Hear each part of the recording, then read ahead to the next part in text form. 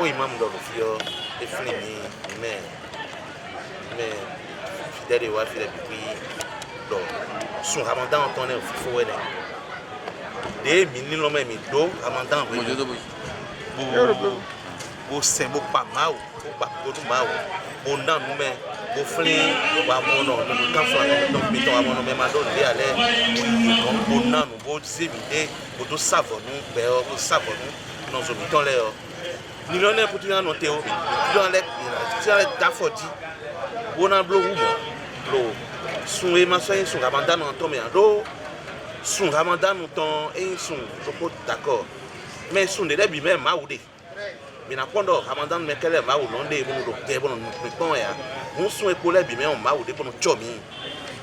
ya igbe bibio ni be to fi le bo ni no me de mi no ko kaka wo sun fo bo mi no ma wu senwe odo wa lo dagbe yo wa lo ni ma so go si mi me o si se oni ma go si mi me o bo no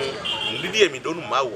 mi ni polo ido e o numero ko ni wa ene to ene gudo to vi de mo to vi sin afodide be dan de to ko to me o me da ko le te de ko di do edo e ku yin ahosu kele edo alo una wa so do to me o mi me to vi so mi do alo mi ton bona gona yo no participation citoyenne but to vi to si wo fi debu ati dona to gbeji bona dalo to gbe do mi ton le bona dalo ahosu to kola to me kaka ifie asi do kodo bonu to mi ton fie mi bawo na yo ena yi e ka ro bibio edo so mi on si gamende o kiko we bo campagne on abe min ma pondo nyeton dewe bonu hunya le wa to me o me ro poropo ni se bono sendi bo nyafo alode afo de dan de o do no sen do bonu so imale amo no fi mi ton le wa ton ro kan pa me de mi no mo ko we wa ide ton me o we bi o mi one mi canada mi ro pe gbe donu